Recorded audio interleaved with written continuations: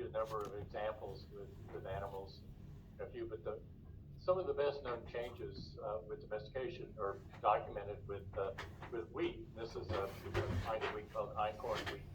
And one of the first things that happens is that uh, the rachis, which is this segment down here, where it connects the seeds to the stem, it changes from brittle to tough. And this is just a side effect of collecting these seeds with tools, sickles, and baskets. And if it's brittle, as soon as you touch it, it falls off. If it's tough, then you can actually chop the stem, and that will eventually fall into your basket, hopefully. But the brittle ones will just kind of explode and fall to the ground, and they're not going to sit there, right, and collect them off the ground unless they're just starving to death. The other thing you see, and that's an accidental sort of change in the morphology of these plants.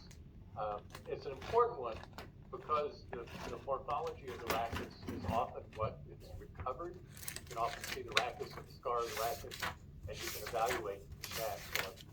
And when you're excavating sites like this, you do a lot of sampling to recover the macrobotanical remains. You do flotation and other kinds of things, and very fine grain sifting. And so if they're storing these especially, then you'll end up sometimes with quite huge samples. The other thing that you'll see, and this is not an accidental thing, is you'll see that they're denser ears. So at the bottom is the domesticated form, at the top is the wild form, and you can see the density of the ears in this form of wheat increases, and that's because they're selecting for more food.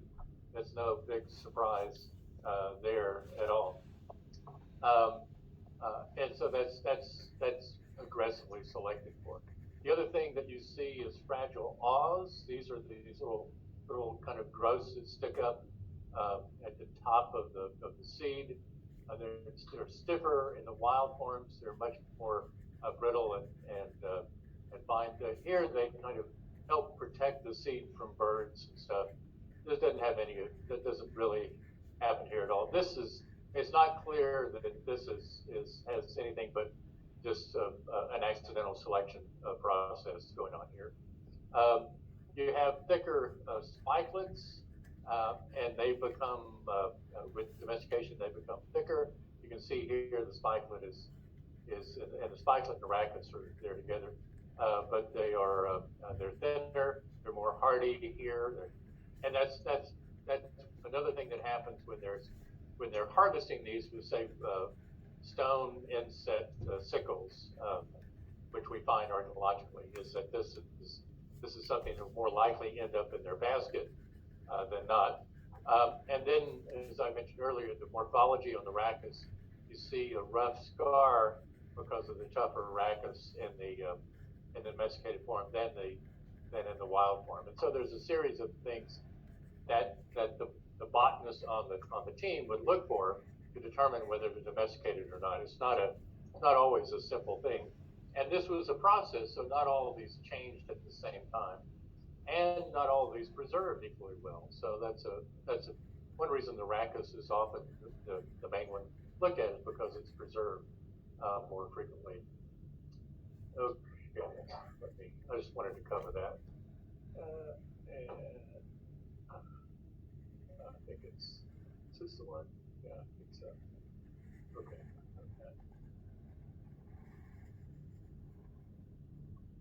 So let's talk about Southwest Asia. Zoom thing here. Go back to Zoom. Share screen. There we go.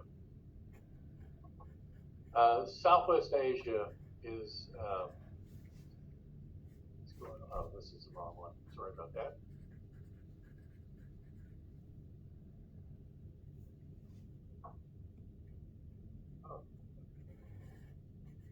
Southwest Asia is the area where we have the best evidence for early domestication, and it occurs in a couple of. It occurs actually in three areas. that share? Make sure that share. Yeah. Okay. So the three areas where we see early domestication, and I'll show you these on the map, is the Levant, and that is the Mediterranean coastal area, primarily Israel and Syria, um, and Lebanon form the areas in the Levant. That's in the far west. In the far east of the Zagros Mountains that are in Iraq and Iran, and we see early domestication there. And then the third area is in Anatolia. Anatolia is that area in Turkey that's sort of that highland interior plateau that we see early, again, another pattern of early domestication. If we look at the distribution, especially the wild forms of the early domesticated plants, what we see here is this is Syria, this is Lebanon, and there's Israel's here. You very quickly go into the Sinai. There's not been very much work in the Sinai, and it's a different kind of environment. But this is the Levant here. This over here are the Zagros Mountains, and this goes up into and here to Turkey, and this is the Anatolian Plateau. And it's a large area. These were all have different patterns of domestication, and that's one of the real unique things in this area because we know so much. The patterns. It's clear that the idea of domestication was widespread, but the actual way it happened is very diverse. They don't follow a single pattern as they do in other areas. But this curved area where you can see most of these species grew wild. Here's this wild einkorn wheat. Wild everwheat is in red.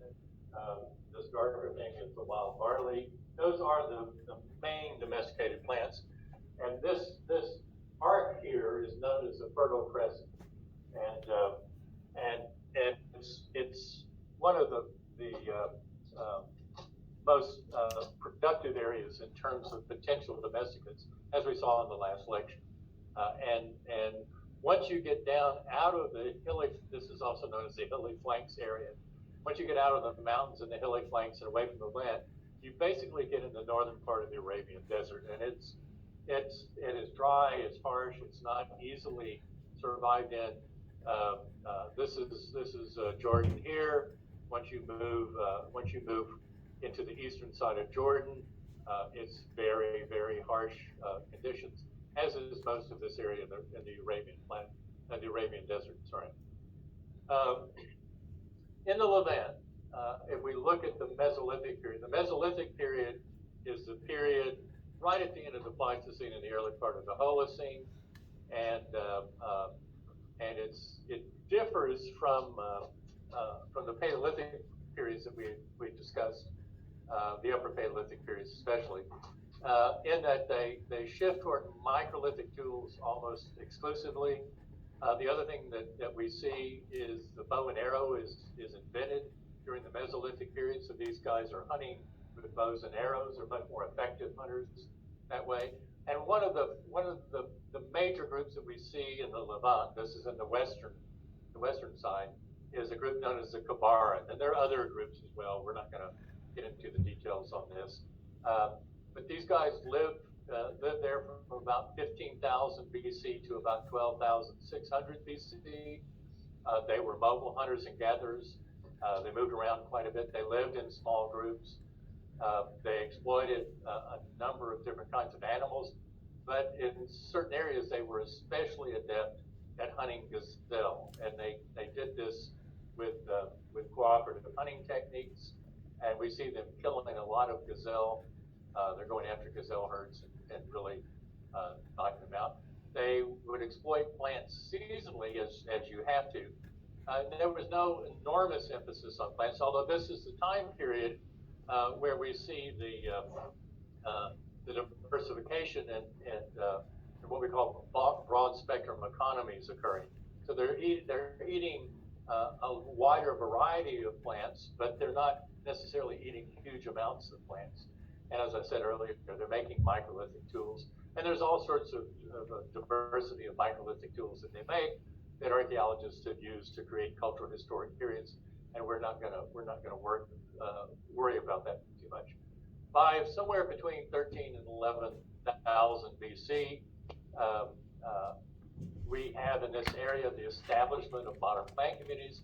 This is the end of the Pleistocene, so the ice sheets start to melt as early as about 17,000 years ago. Now, this is not an area where there were large numbers of ice sheets.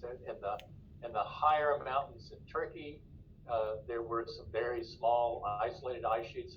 They physically they had very little effect at all on the local population.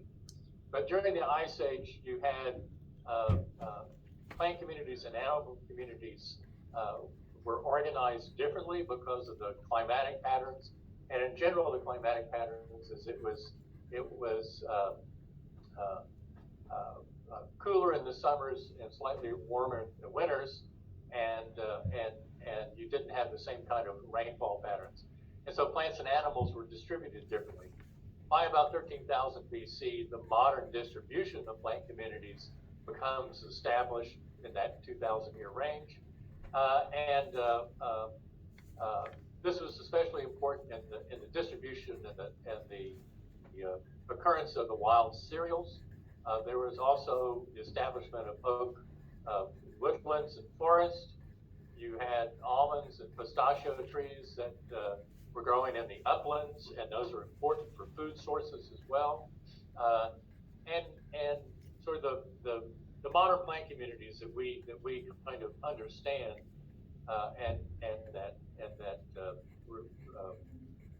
the exploitation patterns are better known were established at that point in time. Before then, it was a different kind of distribution pattern, especially to the plants, and there was more of an emphasis on animal hunting and animal exploitation.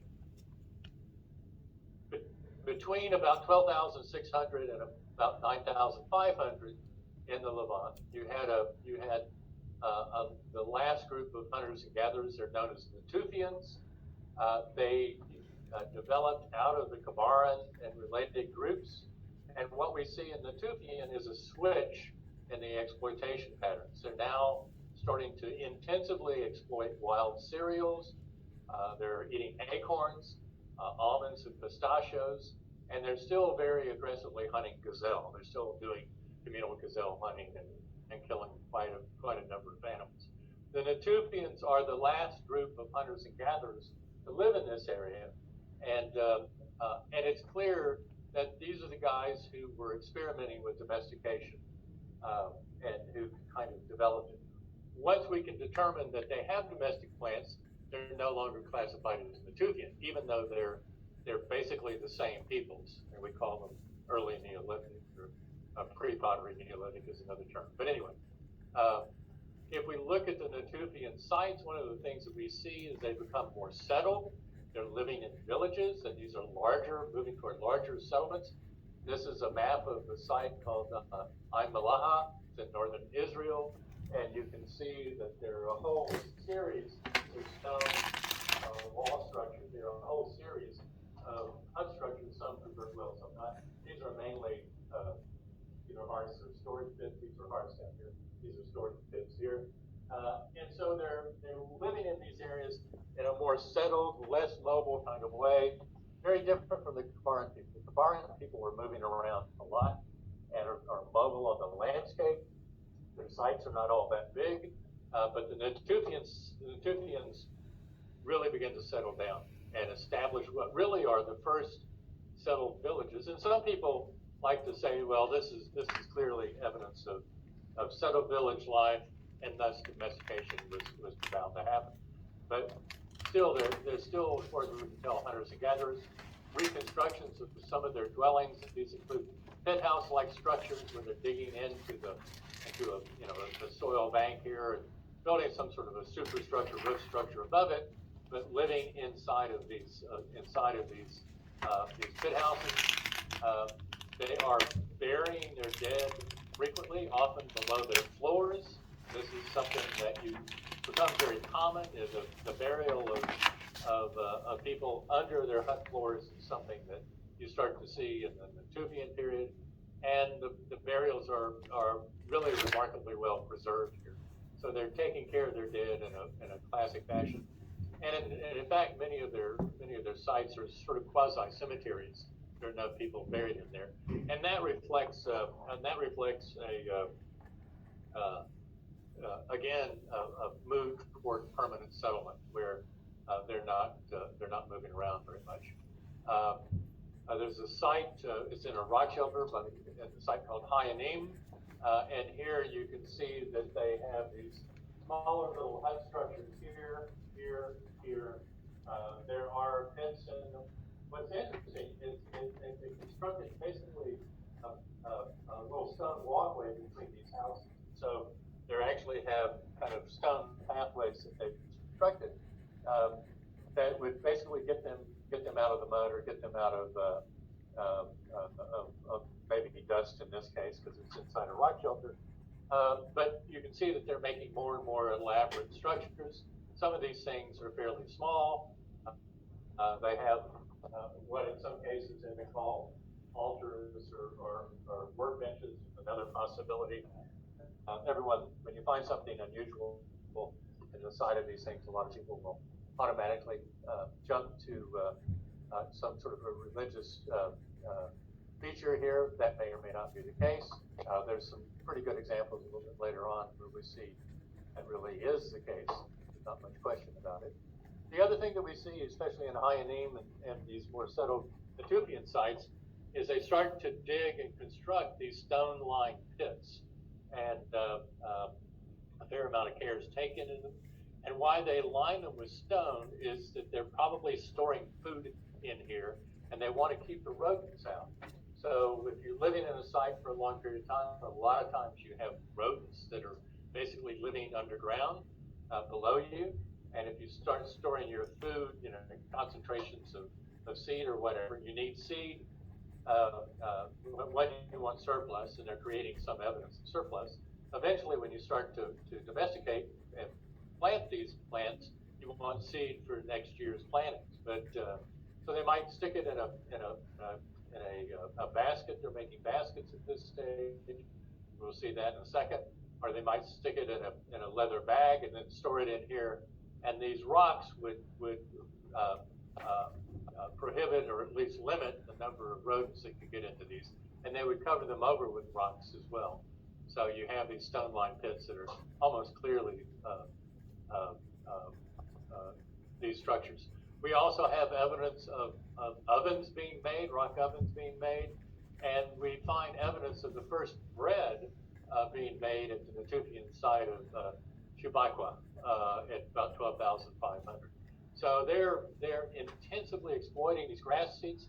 They're grinding the grass seeds to make dough, and they're making basically loaves of bread here at this early stage. And these guys actually found a piece of bread and tried to reconstruct the recipe for this with a certain certain amount of success. It was unleavened bread, so it didn't have yeast in it, so it was fairly mundane, I think.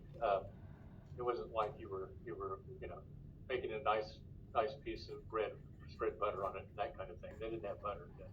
But anyway, but you can see the level of care that's taken here, and this is surrounded by this stone floor, so it would facilitate access and getting into this feature. So the first bread recipe, here you go, is you make flour from the wild wheat, wild barley. You pound tubers or roots of wild plants that grow into water, sedges, club or bulrushes to a dry pulp. You mix them together, mix a batter or a dough with water, and you bake it on the hot stones around the fire. And I think this wasn't the tastiest of bread. But anyway, but you see these this clear move toward domestication. Now, once we have domestication, then the sites get, even though there are almost no other differences, they're classified as early Neolithic instead of Natufian. And one of the earliest villages we see is the site of Nektiv Hadut, which is just north of Jericho, the modern town of Jericho. It was occupied between about 7,800 years ago and 7,500 years ago. It was a small village, estimated to be 100 and maybe 200 people. It's hard to estimate the number of people because you don't know how many people are living in the huts. You use an average kind of a figure there, and it's plus or minus a factor of 2. You see these circular mud brick huts that are making mud bricks, and this is a stone foundation. They'll build those up with these mud bricks here. A lot of times you'll have multiple houses built on top of other multiple houses, so there's overlap. That's what you're seeing there. We see storage bins, which is no big surprise. They're hunting gazelle. They continue to hunt gazelle and hunt them in numbers. They go after waterfowl and fish as well. So they're diversifying what they're hunting and exploiting. There are 50 different species of plants that were recovered from this, and some of the cereals, the two-row barley, had tough rachises. And so this is some of the earliest evidence of domestication in the Levant. To be honest with you, there's not a hell of a lot of difference between the patterns of exploitation here and in the Natufian. And some people want to say that the Natufian had domestication. We're planting plants. That's why they were settled. But we just don't have. They hadn't been doing it long enough for the plants to evolve and change their morphology. And they're probably right, but you still have to have some way of separating these guys out. Also in the Levant, you have caves that were exploited or excavated, found, used, and then excavated in the Dead Sea Valley. One of these is Nahal Emar, again occupied about 7,000 BC. And in this, what we have is fragments of baskets that have been preserved. So they're weaving baskets. This is, baskets are made mostly out of grass. And there are different kinds of weaves. You can see the weaves here. It looks like a twining weave here. And so their basketry goes back into the Upper Paleolithic. So this is not a hugely shocking discovery. But we see evidence that there are more of them, and they're probably using them for transportation of materials, including domestic plant seeds, and for storage. So you could put one of these baskets in these stone-lined pits, and it would be preserved and protected from the rodents. The other thing that we see is that we see an elaboration of burial ceremonies and religious artifacts. This is a mask that was carved out of stone. Its spatial size, it may have been worn, but you can see the sort of the fluting scars going across here. We're carving it out, the two eyes, and this is a really weird. This would be a good Halloween mask, by the way. But anyway, so they're doing this, oops, the wrong way. We also find in the burials here, mask was found with burials, that human skulls are actually decorated with natural asphalt, and you can see the pattern here. It's almost like they've decorated them with like a hairnet kind of pattern on these heads. And what this implies is that the bodies were being defleshed. Okay, the skin was and the hair and the flesh was being removed one way or the other. Now they could have allowed, as we'll see, it's not too far-fetched. They may have sent them out and allowed buzzards to eat the flesh off the bones, sent them out in the open, and done that very much like the Plains Indians did when they had these burial grounds where they would erect these scaffolds and the bodies would sit up there. Eventually, the buzzards are going to eat the bodies.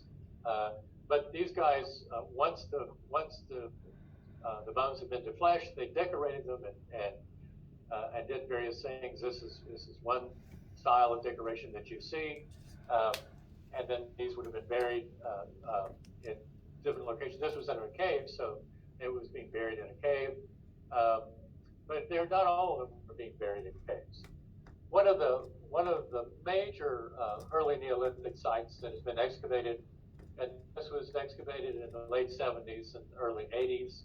You couldn't get into this place right now. This would be suicide here, but there was a tell called Abu Huraira, and the tells in this area are small, low hills, and they are completely constructed of abandoned dwellings, built on top of abandoned dwellings, built on top of abandoned dwellings, and you see, you know, a settlement built on top of settlement, built on top of settlement, and these things go for thousands of years sometimes. Some of these things have been occupied, you know, for 10,000 years or more. You have these special areas, let's put it in those kind of terms, where they're selected for occupation and reoccupation. Obviously, Abu Huraira was adjacent to a fairly large spring, and water is a huge factor there now, and it was a huge factor there then. And so you had this large settlement, but this entire hill is nothing but an archaeological site, and they're still living on this, or they were when this photograph was taken. And you can see the archaeological excavations here and up here. These are back dirt piles.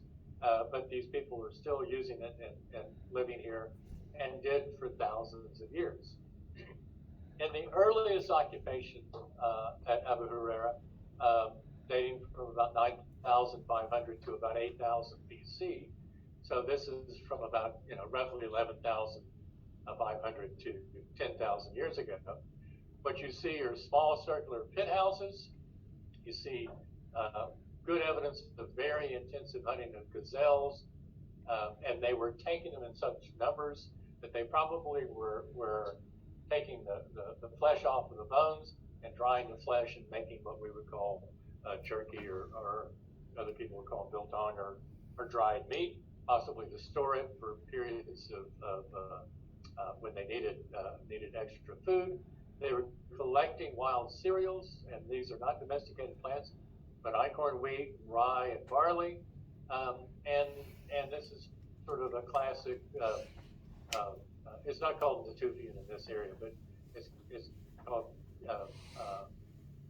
basically late Mesolithic occupation. At about 7,700 BC, so only about 300 years between the latest of the Mesolithic occupations and this one. You get a large village showing up. It covers about 30 acres, which is a pretty good size for a town back then. It's found at the base of the town. This is so you can see the pre-Neolithic circular huts here in that earliest component, and materials there. And then you can see the rectangular mud brick houses that were built in the early Neolithic period. There's only about 300 years between these occupations. And these are houses that have interior walls. Usually those are to identify storage areas. And then by about 7,000 BC, you see domestic sheep, goats, einkorn, wheat, and then pulses, beans of various size. So it's a very, the earliest structures date to 7,700 years, but the best evidence for domestication is about 700 years after that. But it's very clear that this single location becomes a valued location, a protected location in some ways, and then very rapidly shifts over to early domestication. Okay, one of the most important sites that we have for the early Neolithic is the site of Jericho, and we have occupations there. This is in the modern town of Jericho, and we have Natufian occupations there dated to about 8,500 BC. That's about 10,500 years ago. Then by about 8,300 BC, you find a Neolithic village being constructed. So it's only about 200 years difference between these. And we have these circular beehive huts, and this is a fairly substantial village. But one of the really unique things about this is it's encircled by a stone wall. And this is not a little stone wall. This is a big stone wall. And in this stone wall, there's actually a tower, okay, that you can see here. And inside, this is all filled up with debris and stuff.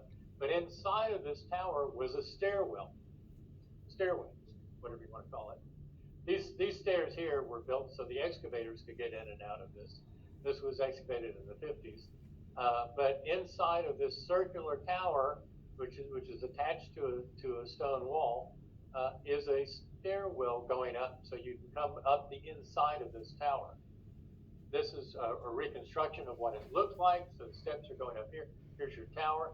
Outside of this is a ditch that may have been filled with water, almost like a medieval moat. And this, the tower was about 30 feet tall. This is huge, huge. And the ditch was about 10 feet wide. This is unique in the Neolithic archaeology in the Middle East and almost anywhere else.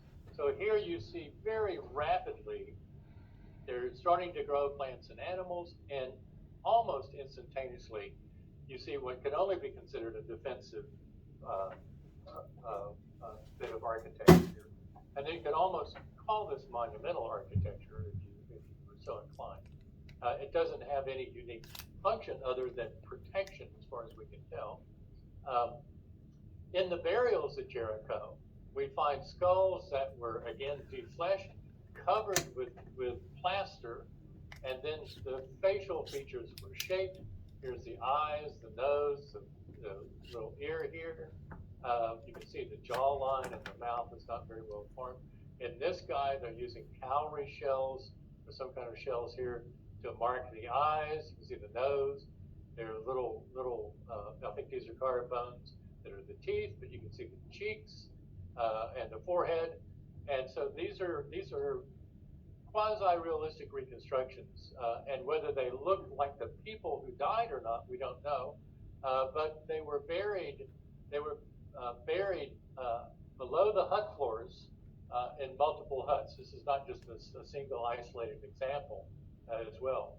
Across the Jordan River in Jordan, you have the site of Ein Gazela, or Ein Gazel, okay, in it.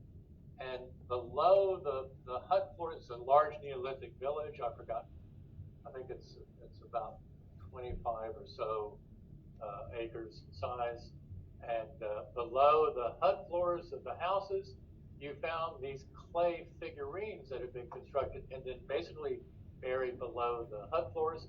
You also have skulls, plastered skulls shaped with facial features, and again these human figurines of one sort or another. These are both men and women, so we're not really sure what's going on. And there's, in some of these cases, there's one of these sites that has quite a few of them. This is from that site itself. Pretty remarkable recovery here. And you can see there's a head here, there's another face there, another face there, there's another body down here. And so there's quite a number of them as well. So what does Jericho and Ein Gazel represent? Well, Jericho itself is a large site. It's positioned adjacent to a very strong spring. This is an area where it's dry. Yes.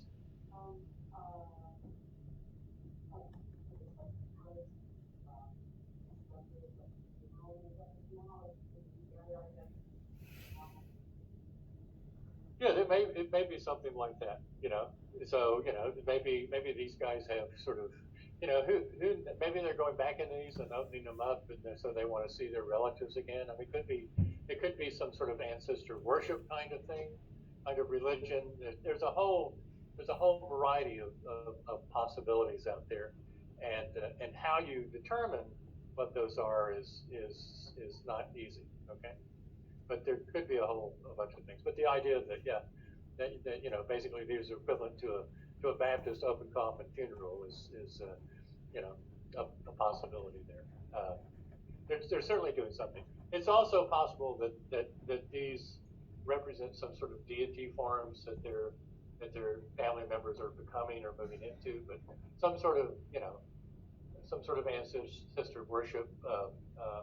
A religious system is nowhere near out of the range of possibilities here at all. Okay, so And so there's a very strong religious component to these sites and to these occupations. But the other part of it is there's also a trade component here. And Jericho, we know later on, was on a major trade route. It's at a perfect position in the Jordan River Valley, and there's a major spring there, so people would come through. It's clear that these guys probably controlled the spring, and by controlling the spring, they controlled the trade route, and by doing that, they gained power and wealth. So here we start to see clear evidence of some communities amassing wealth and power, and other communities not. And in this case, in the case of Jericho, and Ain Gazela is not that far away, that these seem to be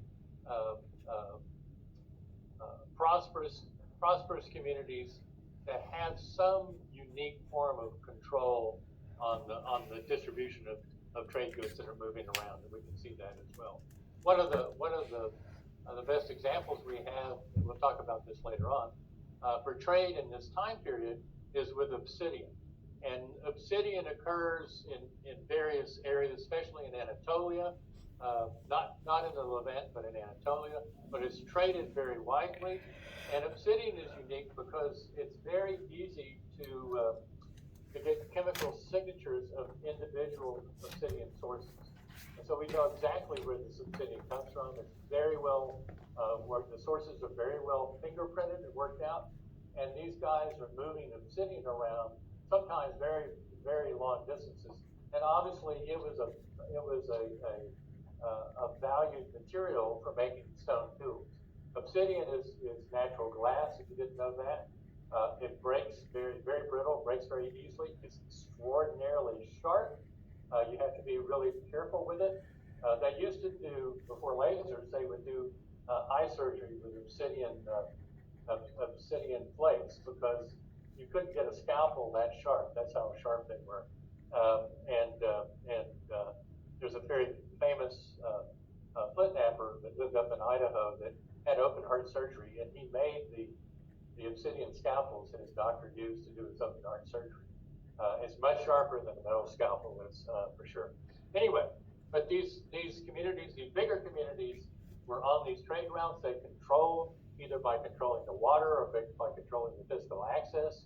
They controlled these trade routes, and they, in some way, were by establishing levies or some sort of a tax kind of system, they were gaining more wealth than they would have had otherwise. And so you have the beginnings of a merchant class, in essence. Here is what you see, and it's very site specific. So what we're seeing, especially with Jericho, it really is an outstanding example. We're seeing the beginnings of the accumulation of wealth in a pretty clear and unambiguous way. If we shift over to the Zagros Mountains, it's a totally different pattern that exists. You had these what are known as Epipaleolithic or Mesolithic hunters and gatherers that lived there, and you see the exploitation of all sorts of animals. You don't have the big gazelle herds in this area. You have wild sheep and deer and some antelopes, but it's a different kind of pattern. And there's a site that was excavated by the same people that excavated the Neolithic, the Neanderthal site of Shanidar, excavated a site called Zawi Chimi Shanidar, that at about 9,000 BC, this is in Kurdistan, about 9,000 BC in northeastern Iraq, we see small circular huts, and they're killing large numbers of immature sheep, which is not what hunters and gatherers normally do. Hunters and gatherers don't actively go after immature animals. Okay? This is much more commonly associated with the culling practices of people who are herding animals, who are controlling them, who have domesticated those animals. So if you're a hunter and gatherer, you want more food, so you kill mature animals. And here what we're seeing is that they're not killing mature animals. They're killing immature animals. And what's likely to have occurred here, but we can't prove it, is they may be killing immature males. So in animal populations, as include humans, you can kill the males at pretty high rates and not affect the population as a whole. It's the females that are breeding. In theory, you only need one male. Sucks for the rest of us, but and it's the females that you want to protect. And the males, when you start to raise herd animals, you have a few select males, the bigger, more robust, sometimes less aggressive males that you use for breeding, and all the other males sometimes are castrated, sometimes are not, but can be culled, and you don't affect the size of your herd at all. Okay, so you produce a lot of meat without diminishing the size of your herd. And this culling of immature really implicates that what they're doing is they're raising these herds and they're culling the immature males, as you can do, and letting the females continue to breed. So this is the argument for this has gone back and forth over the years, and at this point in time, we're kind of back into, yeah, this looks like culling, and yes, these are probably domesticated animals. Okay, a little bit later in time, about 8,000 BC, at the site of Ali Kosh. This is in the Delaran plains of Iran, where at least Western archaeologists can't really get into anymore. But this was an excavated done in the early 60s. We see small mud brick villages with rectangular houses, and we see evidence of domesticated emmer and einkorn and barley. There's also domesticated lentils and goats and sheep. And so you have the kind of the full package by 8,000 BC at Ali Kosh. There's no question about it. Not a debate about whether the culling is culling of wild animals or domesticated animals. And it is believed that at this point in time you had what became a very, very common pattern of transhumance, and that is that these villages would have summer villages and winter villages. The summer villages were usually up in the mountains, where it's too cold to be there, not very easily to live there during the winter. But in the summer, the grass comes out. There's more rainfall in the summer. The grass comes out. There's really good forage. Can you not see around that? I don't know if that's worse or better. Okay.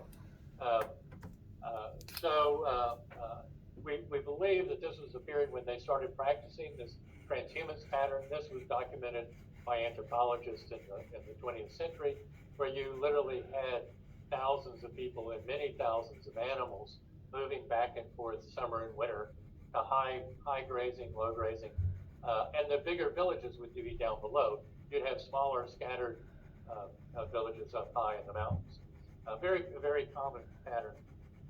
One of the guys that I studied with actually was there in the 60s and witnessed. He was on this excavation and witnessed this whole transhuman thing, and he said it's amazing. They just pick up their whole village and move, and there'd be hundreds of people, thousands of animals, just trekking out and going to summer grazing. 7,000 BC, what we see at the site of Gandhara is a small village of rectangular houses. Some of these are two-story structures. They're becoming even more settled. The bottom floors have clay bins used for storage, and they have domestic goats, as they've had for a while, and cattle by this stage of the game. You notice I haven't mentioned cattle yet. So this is an appearance of cattle at this point in time. In this same region, 5,000 years ago, which is very late, to be honest, 5,000 BC, sorry, which is late 7,000 years ago, you find the site of Jarmo, and this is a large village site with many structures, 25 mud brick structures. They're rectangular. There are walkways and courtyards between the houses, some storage bins, clay ovens, domesticated barley, emmer wheat, sheep and goats, and these guys are now fully agricultural. So it takes almost, or it takes at least 5,000 years. The early farmers were not intensively farming. They were still doing a lot of hunting and gathering of wild plant foods. But by about 5,000 BC, you see these guys are fully reliant on domestic products. And it takes that long of a time for them to move and to shift that intensely. And it's almost like domestication is used as sort of a fallback food source. You're probably making your kids go out and do the herding, and the women are probably doing the planting, and the men are going out and hunting and like usual, kind of lollygagging around and complaining that they're working too hard, which we know we don't. But anyway, but it takes about 5,000 years before you see intensive agriculture, and that we can see at Jarmo. So it's not a rapid thing; it's a slow thing, and agriculture and domestic products and herds slowly increase and become more and more important within their economic systems. But it's not a fast thing at all. And what they're doing there is they're creating surplus for those periods of time when the wild resources are not plentiful enough for them to have enough to eat. So they're creating surplus for that late winter, early spring time period when there's not enough wild food out on the landscape. They're still hunting animals. They're still collecting wild resources, but it is a slow, a kind of gradual process for this basically complete reliance on domestication. It takes a long time. Okay. Earliest sites in Anatolia. So we've moved up to Turkey now. There is a remarkably unique site in Anatolia by the name of Göbekli Tepe. I'm probably mispronouncing that. Dated to about 9,100 to 8,800 years ago. It is a religious shrine, and we'll talk about that. It's unique. It has a village associated with it, but its religious structure is the big standout there. You also have another site a little bit later, of Hasan Chemi Tepesi, where we see evidence of domesticated pig, and we see evidence of large-scale obsidian trading occurring here. Slightly later in time, you see the site of Kayanu, 7,400 to 6,000 BC, where you see a rapid increase in domestic cereals and pulses after about 6,700 BC, and then the site of Siklar at about 6,700 BC, with small rectangular houses with courtyards and ovens, plastered walls, baskets, barley, emmer wheat, but no domesticated animals at this site for some reason. So every location sort of has its own history, and it's very much like the idea of domestication develops early, it spreads, and people use it or do it as they see fit in each of the different locations. And for local reasons, sometimes it makes sense or sometimes it doesn't. It may be that the animals in this area were not easily acquired, and so they just didn't domesticate them. It may be that there were religious preferences of diet. Who knows what's going on here? Who knows? But let's look at some of these sites. At Göbekli Tepe in Turkey, this is the oldest known well-constructed shrine, and you can see it's in this area here, and it's this weird circular structure that have carved stones on the inside. Now there's a village surrounding this thing, so here's not an isolated structure at all. But when we look at this, you can see that these carved stones are almost like stelae. Here's one here. Here's another one here with carvings on it.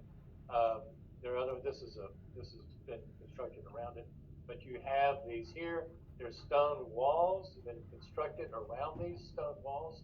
It's almost like the idea of the Tower of Jericho was used to make a religious structure on the inside.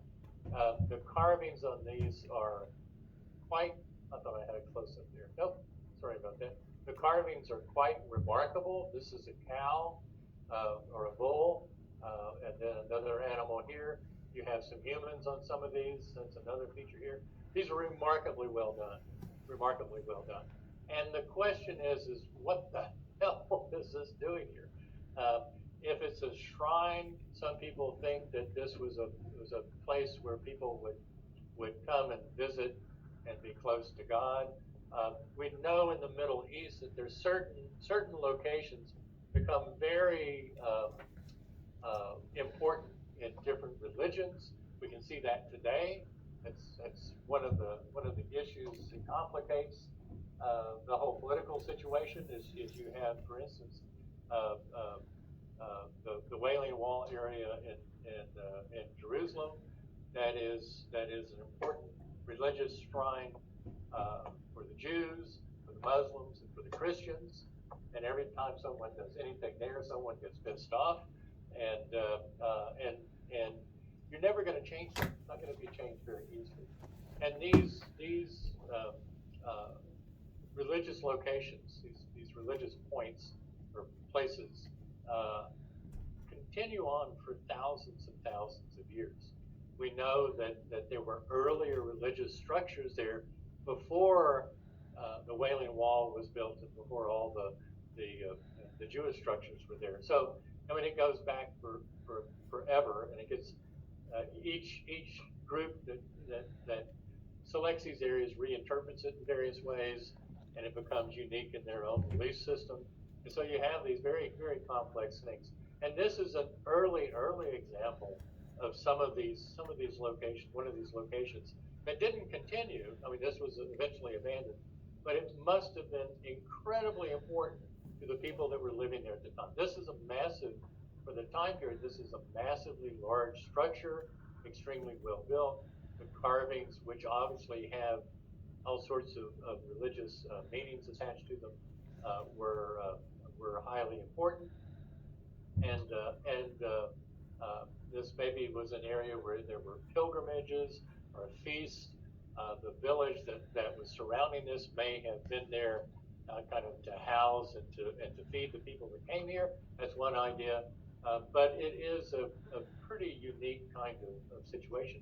And the question whether this was the establishment of these religious features on the landscape and the effort and everything that it took to maintain these and to possibly support pilgrims who came here, that being one of the arguments for why domestication occurred.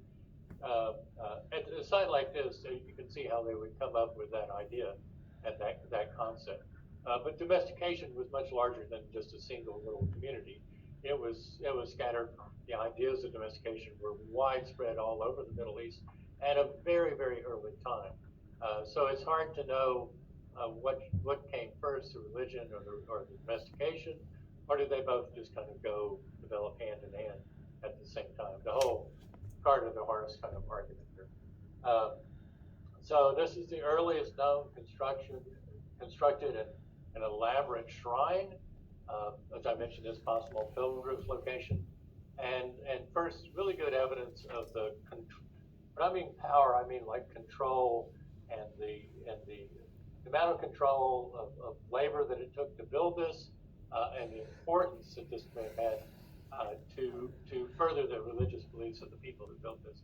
We see here the evidence of the power of religion, and that's especially when we get into complex societies, the power of religion becomes a very very large and important component of what's going on. So one of the earliest Neolithic sites in Anatolia, and one of the largest, and it's fairly late. It's not early Neolithic. It's later than Neolithic. Is the site of Chateau Houille, and this is a large tell with a very complex Neolithic site. It covers about 32 acres. It's a big site. It's as big or bigger than Jericho. It's really considered to be a small town. This town was rebuilt at least 12 different times over the millennia, and the initial excavation was limited in the central part, the deepest part of the tell, and as it would happen, they happen to come down on mostly shrines and sanctuaries. These are clearly very religious buildings. They carry a lot of importance. There's a lot of iconography and unique symbolism that's preserved in these things. And again, it gets back to what is the importance of religion in these societies. And clearly, uh, uh, we're seeing a huge amount of significance attached to religion here. You see a lot of elaborate decorated architecture, and there's abundant exotic trade goods. So trade is part of this whole process, and this is another site where obsidian plays a big role in the trade goods. But it's not just that. Okay, I'm going to switch here to yes, I know to this. I had to split these up.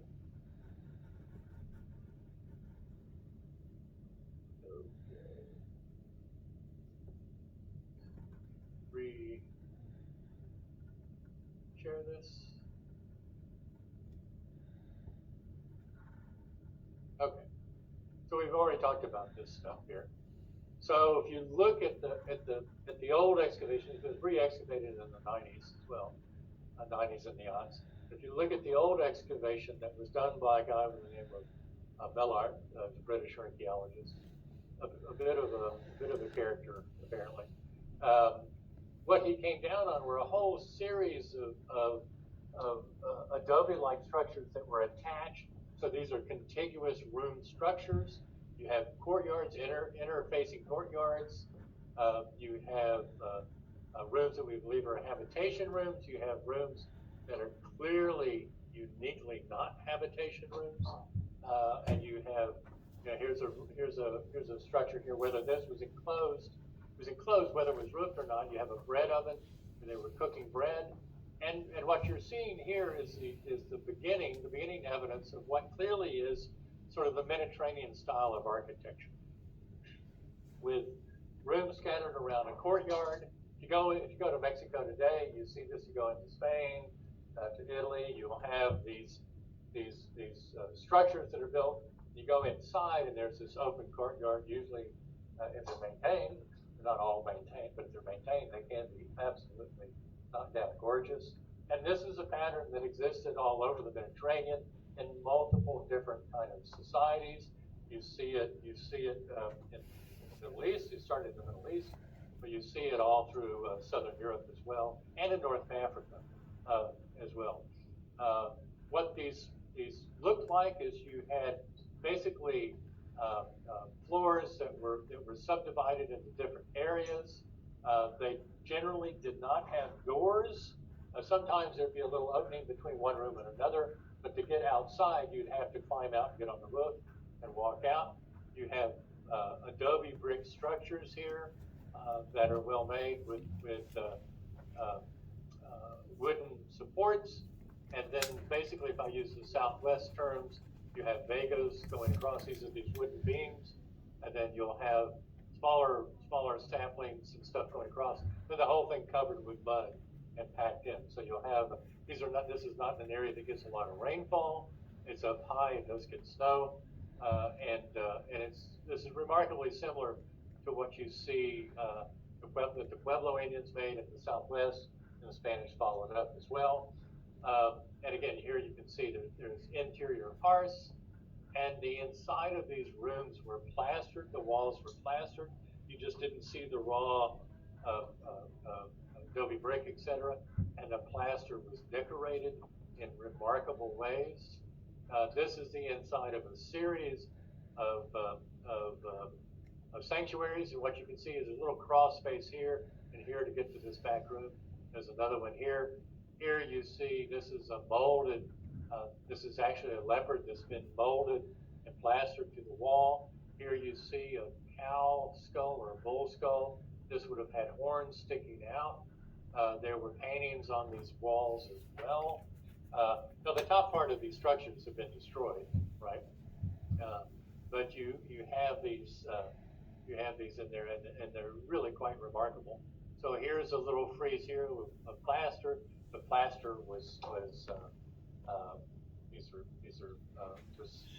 had white pigment in it, and it mixed with white pigment, and then there was painted on top of it. These are considered to be two leopards with spots on them. Leopards are not something that's real common in this area, and nor were they then, but they obviously had some sort of symbolic importance to these people. We don't know exactly what. Here's another frieze here. Here's a human figure here with a face, and then the arms sticking upright, the legs that's got a hurt sticking. He's doing a split here with all sorts of just incredible geometric designs. Here's the belly button with concentric circles, and then all these geometric designs. Maybe this was something that he wore, a cloak or something along those lines. I'm not quite sure what was there. It might have been another face. But again, very elaborate attention to detail and very elaborate paintings and molded shapes on these walls. Here's another geometric design here. Again, the chevron pattern just keeps coming up and up and up. What it means in this society, I don't know. But again, very well painted polychrome paintings. And you can imagine what this looked like when the paint was fresh and the clay was fresh. It would have been pretty spectacular. And you have to think about this at the time.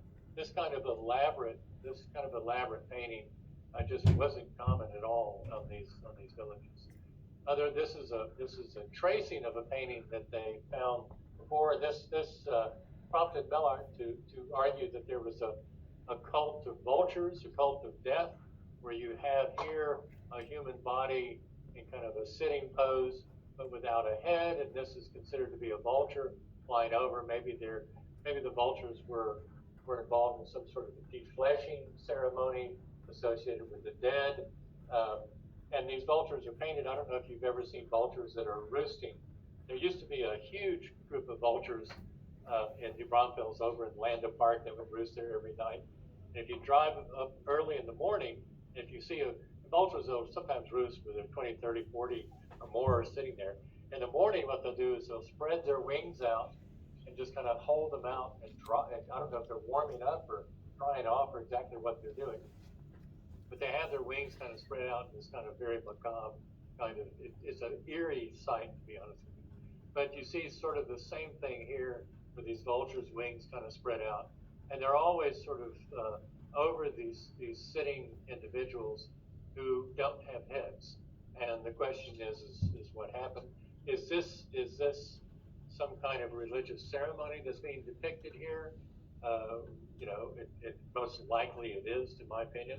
But try and prove that's a little more difficult here. But there's some sort of, as Mellart has argued, it looks like there's some sort of cult of the dead. And we can see that in the Neolithic in general. We see this real attention to dead, defleshed bodies, that they're reconstructing their facial features, painting things on them, giving them hair designs, all sorts of things. So there's a dramatic change in the belief systems of these peoples. The other thing that you see here is you see what are called the bull riders, and these are here you have a large bull. These would have been big animals, almost assuredly, and you have people who are either chasing them or riding them.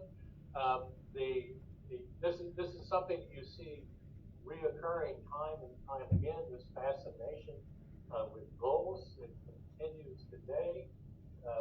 You can argue that North American rodeos is a continuation of this whole kind of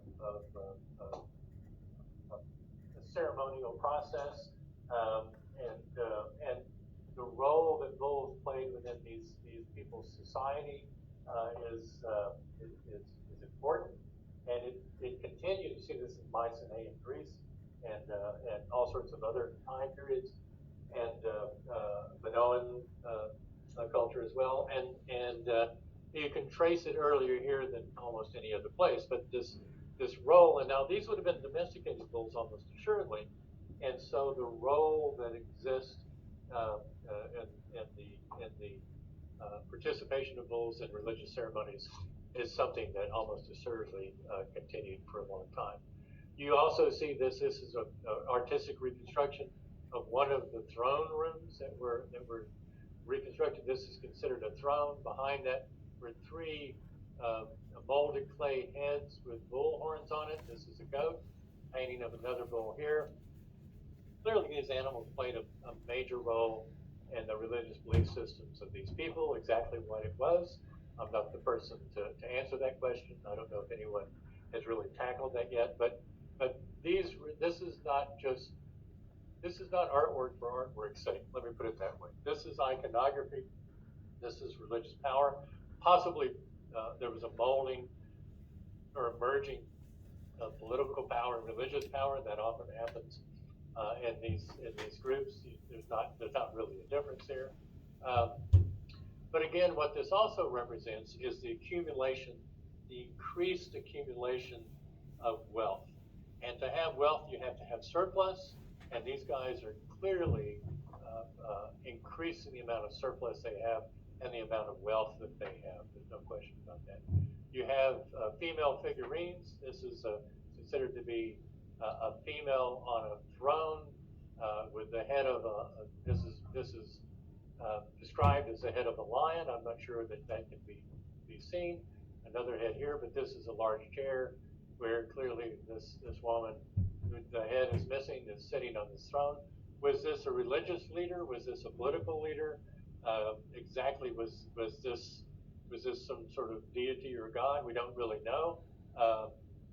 But clearly, uh, uh, women are playing social roles in this society that you don't see quite as commonly in hunter-gatherer societies, especially in this location earlier on. Um, you see acrobats and athletes playing what are considered to be games. This is another one here where I've read that this is a decorative waistband. This is part of a game piece here. I don't know, but they're running clearly and doing various things. Exactly what this means, but the attention and the care that they took to the work itself, plastering and representing these figures is important. This is probably some sort of religious activity, whether it's a game or not, we don't know. But again, you see a lot of effort and energy expended on these really elaborate paintings. And then finally, you see trade goods coming in that are being made in other areas. This is a flint dagger that was made incredibly well flaked. You look at the nice parallel flaking going across here. It's mounted on a bone handle, and this is basically a snake that's coiled up and comes around. You can see the scales and everything. This is clearly not just an average everyday kind of a knife that you might find, but this knife probably had some sort of religious or social importance to it, and it again reflects the amount of wealth that these guys amass. I think that's the last one. Yeah. Okay, I'm going to finish there. We'll start with China next time. Any questions? So just in case it's not obvious, Europeans trace their ancestry to these people in the Middle East without any question. And European culture is an outgrowth of what occurred in these areas without any doubt. And I might say that without these developments at this time, you can argue that they pretty much had to happen because of the environment and the population sizes. But without this, the world would be a very different place to be. Okay, see y'all next time.